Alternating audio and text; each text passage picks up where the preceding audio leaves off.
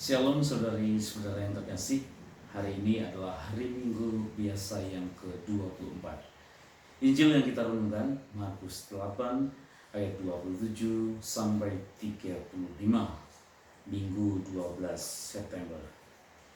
Setelah menyendirikan murid-muridnya dari orang-orang Yahudi, Yesus lalu bertanya kepada mereka tentang siapakah dia, supaya mereka, para murid, dapat menyampaikan kebenaran tanpa takut pada orang-orang Yahudi. Lalu Yesus bertanya kepada murid-muridnya, kata orang, siapakah aku ini? Yesus mengajukan pertanyaan dengan suatu tujuan bahwa murid-muridnya harus mengenal dia lebih baik daripada orang banyak. Oleh karena itu, pertama-tama Yesus bertanya pendapat banyak orang untuk menguji iman para murid, agar pengakuan mereka tidak tampak berdasarkan pada pendapat umum.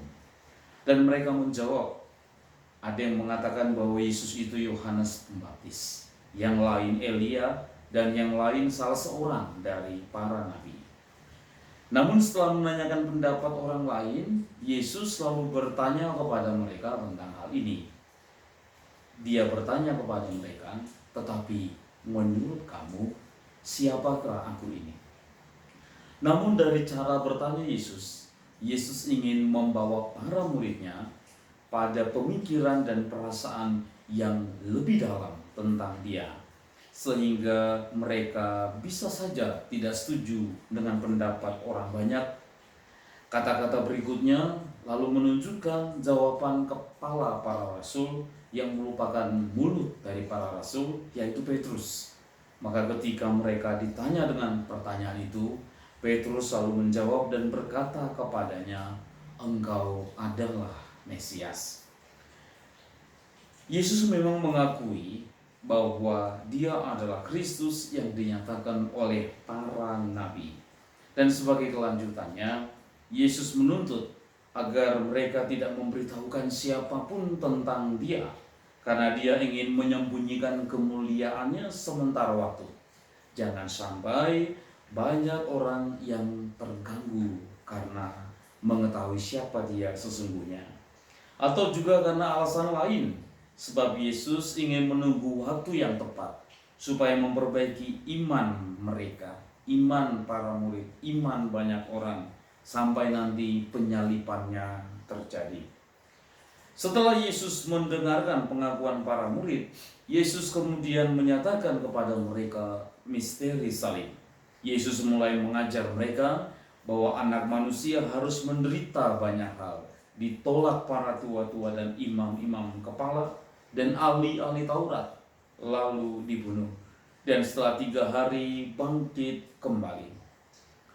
Namun para saudara, para murid tidak mampu memahami kebenaran ini. Mereka tidak mampu memahami kebangkitannya. Mereka hanya mampu memikirkan bahwa Yesus tidak boleh menderita. Alasan mengapa Tuhan mengatakan hal ini kepada mereka, menyatakan tentang misteri sengsara, wafat dan kebangkitannya, ialah untuk menunjukkan bahwa setelah wafat dan kebangkitannya, Kristus itu harus diwartakan oleh para saksinya. Sekali lagi, Petrus sendiri membantah pernyataan Tuhan. Oleh karena itu, Petrus menarik Yesus ke samping dan menegur dia. Petrus berbicara dengan perasaan seorang lelaki yang mencintai dan penuh hasrat, seolah-olah dia berkata, hal itu tidak mungkin. Telingaku tidak bisa mendengar bahwa anak Allah harus dibunuh. Para saudara, bagaimana seorang Petrus yang tadinya dikaruniai wahyu dari Bapa begitu cepatnya jatuh dan menjadi tidak konsisten. Bagaimanapun juga, bukanlah hal yang luar biasa bahwa orang yang tidak menerima wahyu tentang sengsara tidak mengetahui hal ini. Karenanya, Yesus adalah Kristus, Putra Allah yang hidup, yang telah dipelajari melalui wahyu. Tetapi misteri salib dan kebangkitannya belum dinyatakan kepadanya. Bagaimanapun juga Yesus harus menunjukkan bahwa dia memang harus mengalami penderitaan. Oleh karena itu dia menegur Petrus. Karena itu selanjutnya dia berbalik dan memandang murid-muridnya lalu menghardik Petrus. Tuhan ingin menyatakan bahwa sengsaranya terjadi demi keselamatan umat manusia. Dan setan tidak ingin Kristus menderita. Dan umat manusia yang diselamatkan, yaitu Petrus yang disebut Yesus sebagai setan, karena Petrus menginginkan hal-hal yang diinginkan oleh si jahat. Dan dari penolakan bahwa Kristus harus menderita, maka Yesus berkata menghardik Petrus, "Enyahlah iblis." Tetapi para saudara, bukan kepada iblis, melainkan kepada Petruslah Yesus berkata, "Berdirilah engkau di belakangku, ikutilah aku, dan jangan melawan rancangan sengsara sukarelaku, karena engkau tidak memikirkan hal-hal yang berasal dari Allah, melainkan dari manusia." Karena Petrus berharap bahwa Kristus menghindarkan dirinya sendiri dari salib. Setelah menyatakan kepada para muridnya misteri sengsara dan kebangkitannya, Yesus menasihati mereka serta banyak orang untuk mengikuti teladan sengsaranya.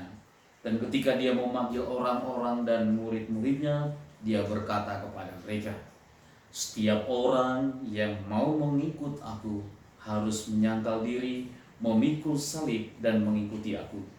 Seolah-olah Yesus berkata kepada Petrus, "Engkau menegur aku yang harus menjalani sengsaraku, tetapi aku berkata kepadamu bahwa teguranmu itu tidak hanya salah, tetapi itu justru mencegah engkau sehingga engkau tak dapat diselamatkan. Engkau mau mencegah aku dari penderitaan, tetapi dengan mencegah itu engkau juga tak dapat diselamatkan, kecuali jika engkau sendiri harus mati." Yesus seolah-olah mengatakan itu kepada Petrus. Kemudian Yesus mengatakan bahwa seseorang tidak boleh menyayangkan nyawanya sendiri, namun terlebih lagi bahwa dia harus menyangkal dirinya sendiri, seolah-olah dia tidak boleh sama dengan dirinya sendiri. Dia menghadapi bahaya dan memandangnya seperti seolah-olah orang lain yang menderita. Dan ini sesungguhnya demi menyelamatkan dirinya. Sekali lagi, Yesus menunjukkan sejauh mana seseorang harus menyangkal dirinya ketika dia berkata, "Setiap orang yang harus mengikuti aku harus memikul salibnya." Artinya, bahkan sampai kematian yang paling memalukan. Karena pada saat itu, hukuman salib tampak sangat memalukan. Para saudara, kita harus menyangkal diri kita ketika kita menghindari apa yang kita miliki, dan kita berusaha untuk mencapai sebuah titik di mana kita dipanggil untuk menjadi baru. Dan salib kita pikul ketika tubuh kita disakiti atau jiwa kita menderita oleh perasaan senasib dengan sesama kita. Mungkin terjadi bahwa seseorang menderita, mungkin, namun tidak mengikuti Kristus, karena dia tidak menderita demi Kristus. Karena siapapun yang menyelamatkan nyawanya akan kehilangan nyawanya, tetapi siapa yang kehilangan nyawanya demi Yesus dan demi Injil, dia akan menyelamatkannya. Oleh karena itu para saudara, benarlah bahwa kita harus selalu siap menghadapi kematian. Karena jika dalam pertempuran dunia ini, dia yang siap menghadapi kematian bertarung lebih baik daripada yang lain. Meskipun tidak ada yang bisa mengembalikannya ke kehidupan dunia setelah kematian, ini terjadi dalam ranah spiritual ketika harapan kebangkitan yang besar ditetapkan di hadapannya. Karena dia yang menyerahkan nyawanya sampai mati, dia justru menyelamatkannya. Tuhan memberkati.